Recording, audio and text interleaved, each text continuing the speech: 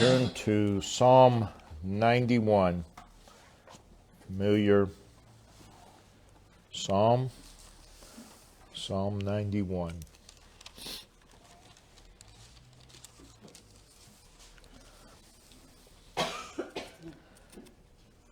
He that dwelleth in the secret place of the Most High shall abide under the shadow of the Almighty. I will say of the Lord, He is my refuge and my fortress, my God, in Him will I trust. Surely He shall deliver thee from the snare of the fowler and from the noisome pestilence. He shall cover thee with His feathers, and under His wings shalt thou trust. His truth shall be thy shield and buckler. Thou shalt not be afraid for the terror by night, nor for the arrow that flieth by day, nor for the pestilence that walketh in darkness, nor for the destruction that wasteth at noonday. 1,000 shall fall at thy side, and 10,000 at thy right hand, but it shall not come nigh thee. Only with thine eyes shalt thou behold and see the reward of the wicked. Because thou hast made the Lord, which is my refuge, even the Most High, thy habitation. There shall be no evil befall thee, neither shall any plague come nigh thy dwelling. For He shall give His angels charge over thee to keep thee in all thy ways. They shall bear thee up in their hands, lest thou dash thy foot against a stone. Thou shalt tread upon the lion and adder and young lion, and the dragon shalt thou trample under feet. Because He hath set His love upon me, therefore will I deliver him. I will set him on high, because he hath known my name. He shall call upon me, and I will answer him. I will be with him in trouble. I will deliver him with honor and honor him. With long life will I satisfy him and show him my salvation. The psalm opens with a very, very powerful statement, and it describes, the opening statement, verse 1, describes to whom the psalm applies. The psalm only applies to those who dwell in the secret place of the Most High, those who abide under the shadow of His wings. Now you'll notice that he begins in verse 1, he's speaking in third person. He. He's describing someone else. He. In verse 2, he speaks in first person.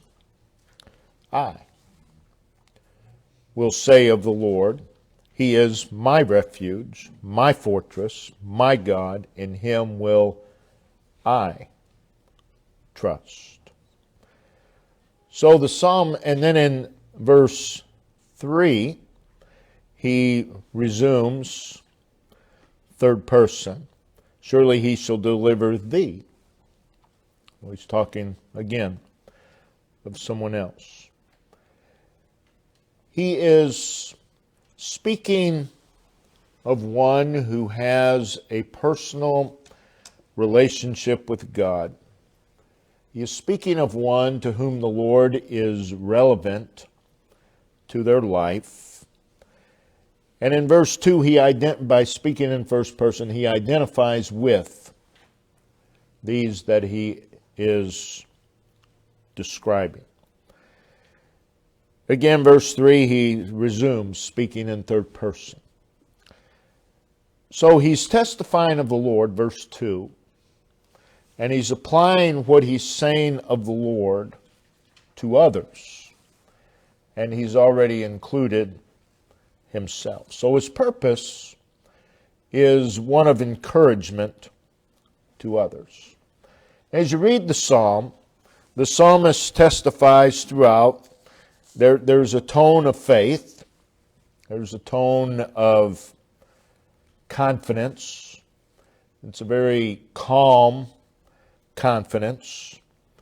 So he's declaring his faith. He's declaring his confidence in the person, in the presence, and the provision of God. Throughout the psalm, he's expressing his assurance in God's faithfulness. Reading the psalm, it's basically a declaration or a song of faith. There's a tone of security. There's a tone of victory. And this in times of adversity. And I believe the tone is sustained throughout the psalm. It doesn't seem to ever change. So it is a psalm of God's power and strength in the midst of frailty. It is a psalm about shelter and stability in a world of instability. It is a psalm about refreshment, and energizing in the rough times. It's a psalm of encouragement in times of discouragement. It's a psalm of hope. And all of this because of the greatness, the peace, the personableness, and the closeness of God. So it is a psalm about God's help. It is a psalm filled with God's grace. It is a psalm filled with God's provision. The sufficiency and loving care of God is written all over this 91st psalm. It's a reminder of God's saving and protecting and strengthening power. So it should be a very motivational psalm. It should be something that boosts and cheers this child of God. Now in verse 2, we hear the psalmist say, I will say of the Lord. I will say of the Lord. He's making a personal, public profession of his confidence in God. And our individual lives ought to be just that. A personal, public profession of the greatness of God and of our confidence in God.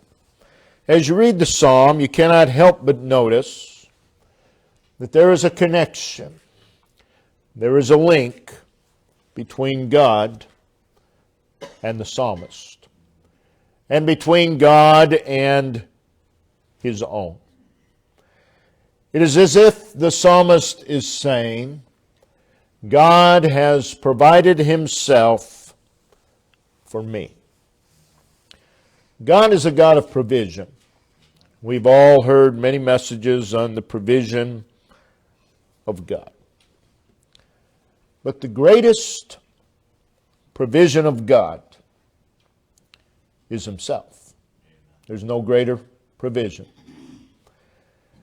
God provides us our physical and material needs, and we rejoice in that. But the greatest, most comprehensive, and meaningful provisions of God is himself. God provides himself. The greatest gift that anybody can give is themselves. And there's none greater than God. And God gives or provides himself. So that's our subject this morning, God's provision of himself for me. Regardless of the terrain of our life, you and I that are saved, God has provided himself to us. First thing I want to do is look at the setting of this psalm. It's always good to look at the setting of the Psalms. We're not told the author. We're not told the precise occasion of the psalm. There are commentaries that will argue whether it was Moses or David who wrote the psalm. It's all a waste of time. Doesn't matter. We're not told the author. We're not told the precise occasion. But the setting of the psalm is established in the psalm. And it's important that we take notice of the setting, for the setting serves to enhance what the psalmist declares about God. Throughout the psalm, the psalmist uses several words. He uses several images that paint the setting for us, and that show us that it was a time of danger. It was a time of trouble. There are words, there are images. In verse 1, there's the image of a shadow. Under the shadow of the Almighty. That's indicative of storm, heat, threat, danger. Verse 2, there is the image of refuge. A refuge is a place of shelter. It's a place of safety. It's a place of provision. The very idea of a refuge implies the existence or the possibility of storm or danger, risk, difficulty, or need. A refuge also suggests personal weakness and inability, and the need of assistance, the need of relief and supply. Also in verse 2, there is the image of a fortress, implying a time of threat, attack, opposition, war. It was a place, it implies the need of security, the need of safety. A fortress is also a place of supply. In verse 3, there's the word deliver, conveying the idea of rescue, which immediately is indicative of trouble, danger, bondage, helplessness, a crisis of some kind. Also in verse 3, there's the phrase, the snare of the fowler. A fowler is a person who traps birds. A person who traps birds. So the snare of the fowler speaks not only of traps, not only of entanglements, but it speaks of these traps and entanglements being skillfully and strategically laid in our path. The snare of the fowler. There are also, in verse 3, there are also the words noisome pestilence.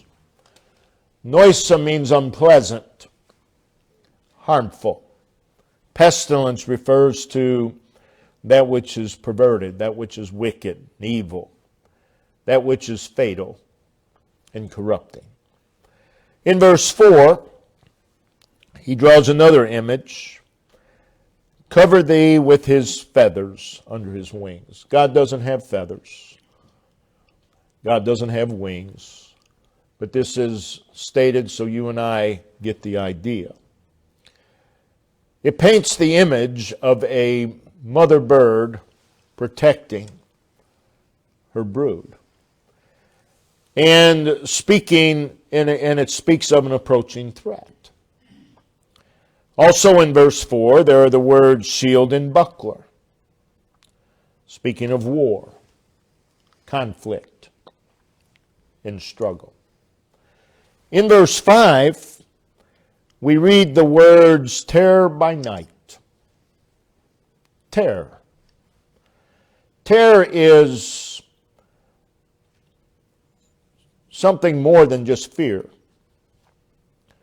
speaks of the extent or the degree of fear. It's intimidating fear. It's dread. It's alarm. It's absolute panic.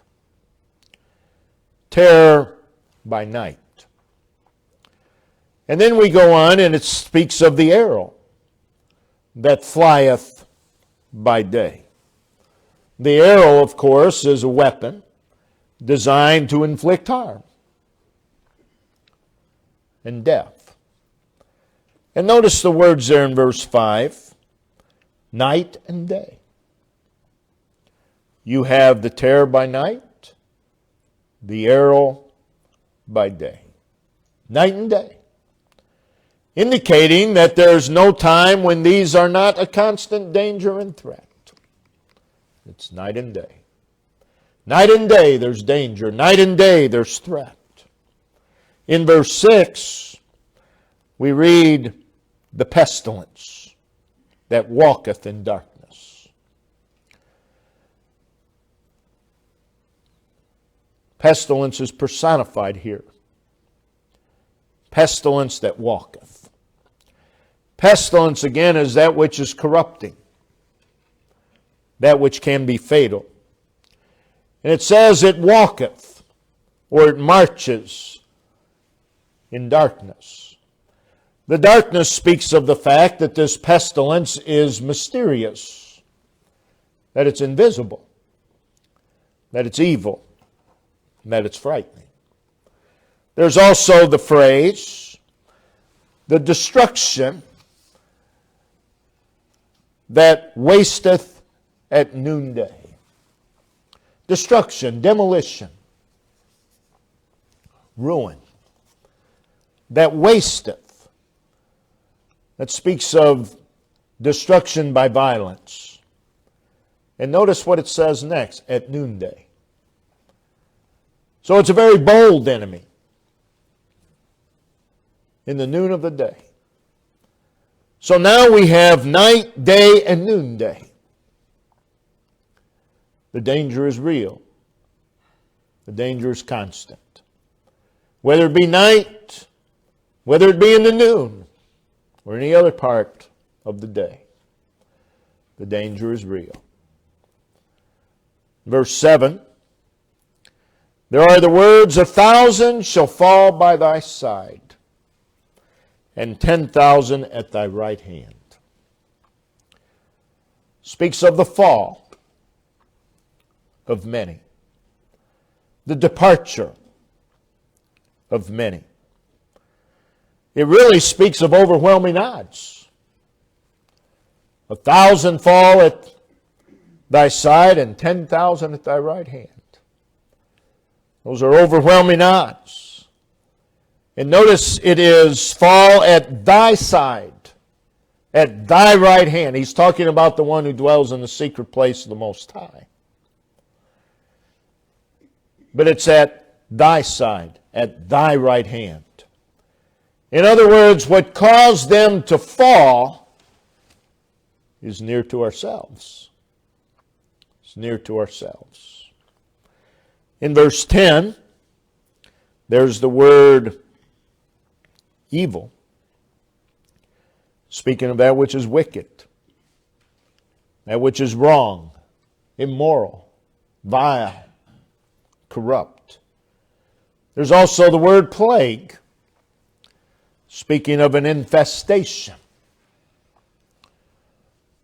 perhaps an infestation of evil. A plague speaks of affliction. Verse 13, there's the lion, there's the adder, there's the dragon, the young lion, It just speaks of a very powerful enemy. So you put all of this together, and you have the setting of the psalm. And the setting is one of storm or approaching storm, danger or approaching danger, trouble, traps, bondage, entanglements, corruption, threats, fear, harm, death, ruin, wickedness, corruption, infestation, affliction, enemies. From all this, we see that we live in an extremely dangerous and frightening place. It describes the world. It is a place filled with peril, a place filled with hazards and threats, all kinds of disaster. And these are night and day, and even in the noonday. So let's look now at in the midst of all this, there is God. In the midst of all this, God has provided Himself. Again, one of the purposes of the setting is to enhance. If you were to write a book or have a play or whatever, the setting enhances the characters of the narrative. So it is here. In this case, the main character is God. And the setting enhances God. So in the midst of the setting, there is in verse 1, the Most High. The Most High. You can say the highest, same meaning as the Most High. But the Most High is more impressive than the highest. Most High. You can't say most highest. That's improper. But Most High. He is the Most High. So look at the setting. But don't miss this. The Most High. How can you look at this setting, and in the setting is the Most High? How can you not see that? But yet we do it all the time. We look at things all around us in our setting, and we miss the Most High. The word high means noble, honorable, exalted. It also speaks of stature. He's the Most High. The word most, of course, is indicative of a comparison that is being made. If He's the Most High, it means that He exceeds all else. He's the Most High. He exceeds all else in honor, in exaltation, and in stature. He's the Most High. That means He towers above all else. He's the Most High. There's nothing unequal terms. He's the most. He's the most. He's the Most High. He towers above everything that's in the setting. Of all the things that we've mentioned, He's the Most High. He towers above all of these things. That makes Him the focal point. That makes Him the emphasis, the priority of what is before us in this psalm. Again, remember, we have the snare of the fowler. We have the noisome pestilence. We have the terror by night. We have the arrow that flieth by day. We have the pestilence that walketh in darkness. The destruction that wasteth at noonday. There is the lion, there's the adder, there's the dragon. And He's the Most High. This is an image of amazing magnificence. It's an image of the awe-inspiring majesty of God. He is the Most High. It speaks of His sovereign rule. He is the Most High. That speaks of His vastness. It speaks of His immensity. It speaks of the fact that He is superior to everything in the psalm. He excels all. He excels all. He prevails over all. He's the Most High. He's greater.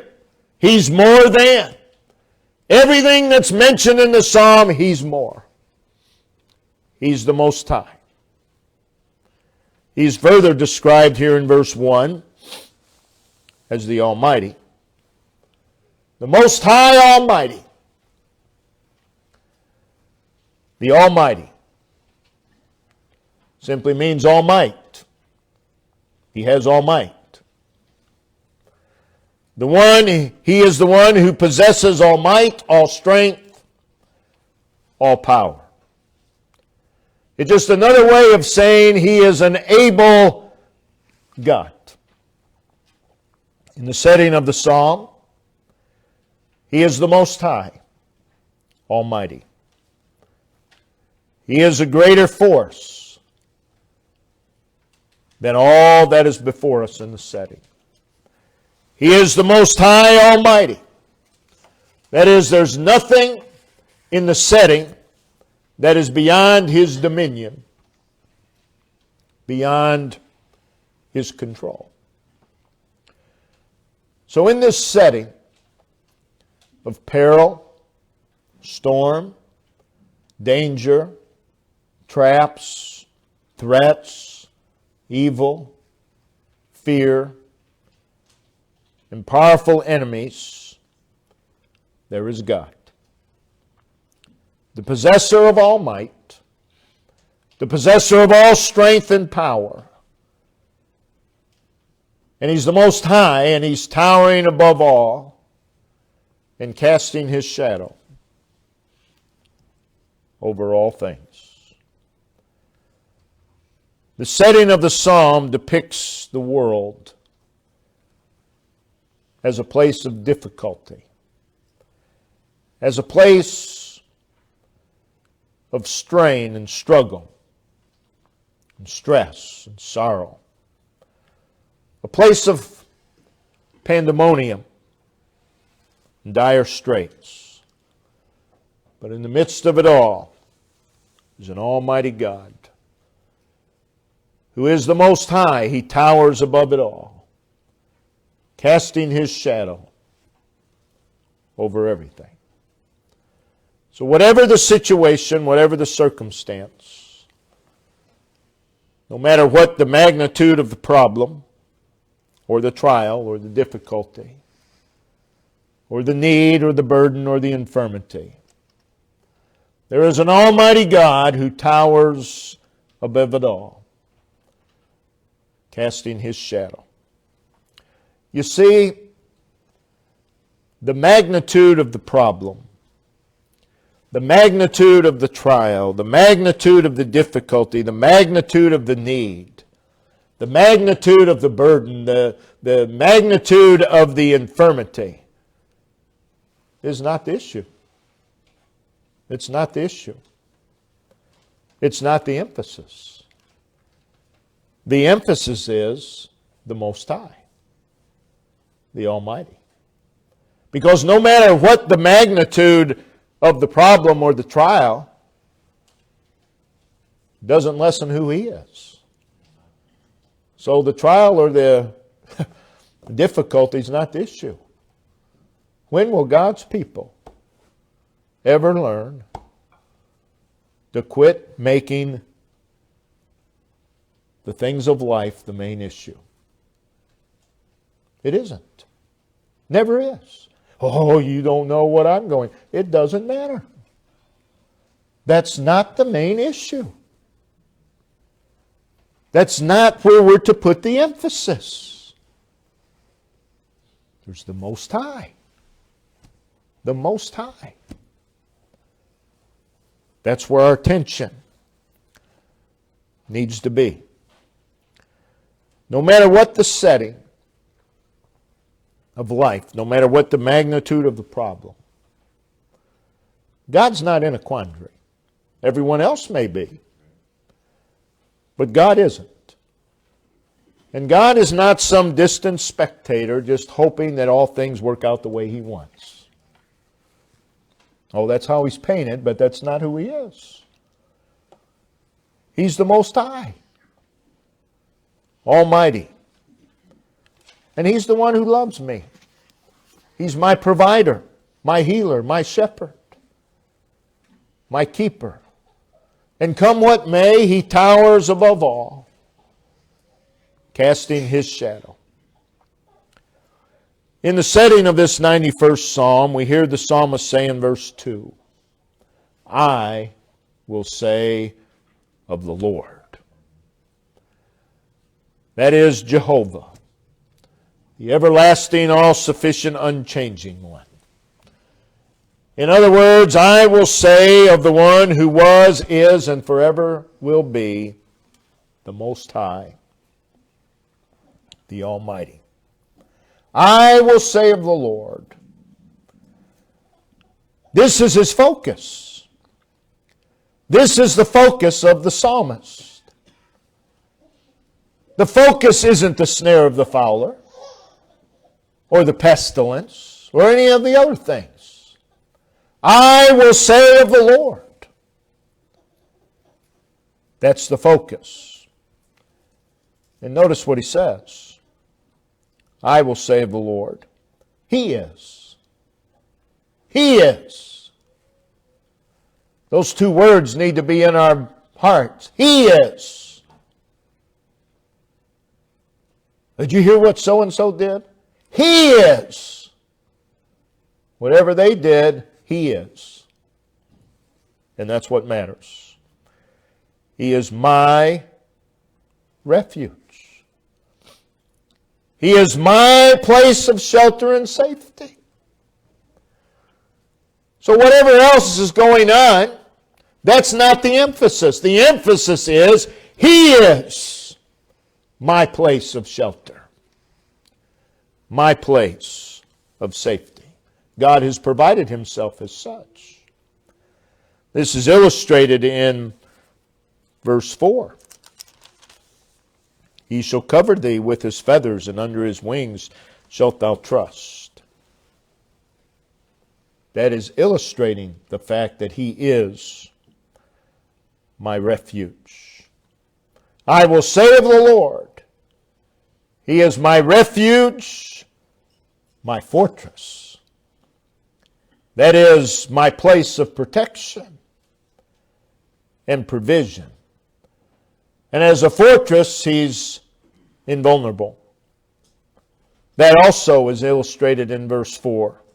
His truth shall be thy shield and buckler. The Most High, Almighty Jehovah God, is pictured as a standing shield. A standing shield. And if He's the Most High, nothing can go over it. And a protecting wall. He has provided Himself as our tower of defense. So we hear the psalmist say, I will say of the Lord, He is my refuge, my fortress, my God. My God. The Hebrew word Elohim. What he's saying is, He is my strength. He is my strong one. He is my faithful one. Yes, there is the snare of the fowler. There is the noisome pestilence, and the terror by night, and the arrow that flieth by day. And there is the pestilence that walketh in darkness, And there is the destruction that wasteth at noonday. And there is the lion, and there is the adder, and there is the dragon. But here the psalmist say, I will say of the Lord, the Most High, Almighty Lord is my refuge, my fortress, my God. My God. What else do you need? And the Most High, Almighty Lord has provided Himself for me, has my refuge, has my fortress, has my God. Yes, there's the snare of the fowler, the noisome pestilence, the terror by night, and so on. There's also the Most High. Don't miss Him. Don't miss Him. There's the Almighty Lord. And He's my refuge. He's provided Himself as my refuge. It's not that God just provides a refuge. He provides Himself as our refuge and our fortress and our God. And then the psalmist says in verse 2, in Him will I trust. Well, that makes good sense. He's the Most High. He's Almighty. He's Lord. He's provided Himself as my refuge, my fortress, as my God. I think I'll trust Him. In Him will I trust. Again, we need to keep Him the main thing. Now, as you read through the psalm, you see that this Most High, this Almighty, is very active on our behalf. It's the behalf of the one described in verse 1. He that dwelleth in the secret place of the Most High. Notice verse 3. Surely He shall. Surely He shall. Verse 4. He shall cover. That is, He shall overspread or blanket thee. It's God's compassion. It illustrates the fact that we are cherished by Him. And He protects. He has provided Himself as our protector. In verse 9 we read, the Most High, thy habitation. It's not just that God has provided us a habitation. Thy God. God, thy habitation. He has provided Himself as our habitation. A habitation is a home. God has provided Himself as our home. Home is a place of intimate relationships. Home is a place of connection. It's a place of love. It's a place of service. It's a place of security. It's a place of comfort and joy. That's not a house. That's a home. Big difference. And the Lord doesn't just provide Himself as a house. He provides Himself as a home. Verse 11, for He, the Most High Almighty, shall give His angels charge over thee to keep thee in all thy ways. He has provided Himself as our minister and our keeper. In verse 12, they, the angels doing His work, shall bear thee up in their hands. They shall carry you. It's Exodus 19, verse 4. Notice. Exodus 19.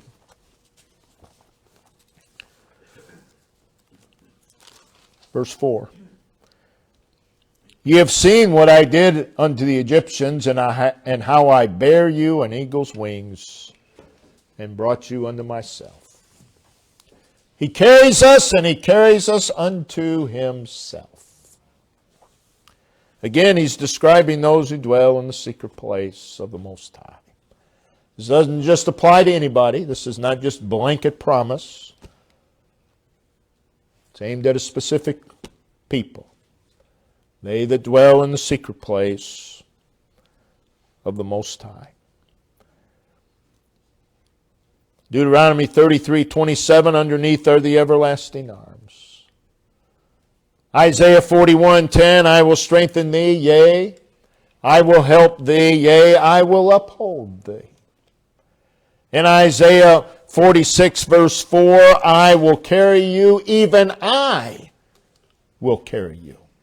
I will carry you. And it's like he says, did you get that? Even I will carry you. I will carry you. Is God providing Himself for you and I?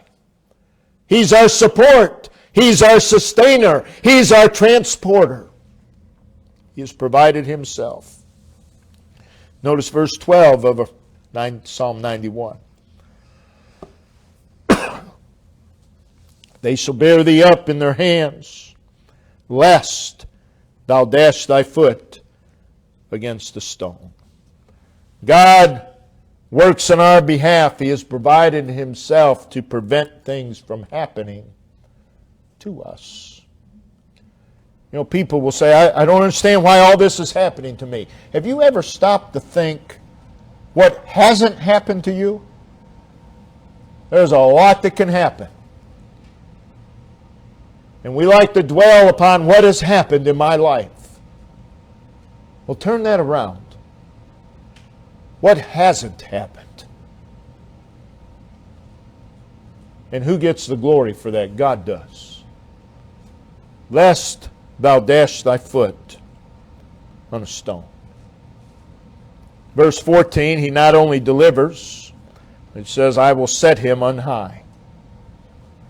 He has provided Himself to lift us above everything that's mentioned in the psalm.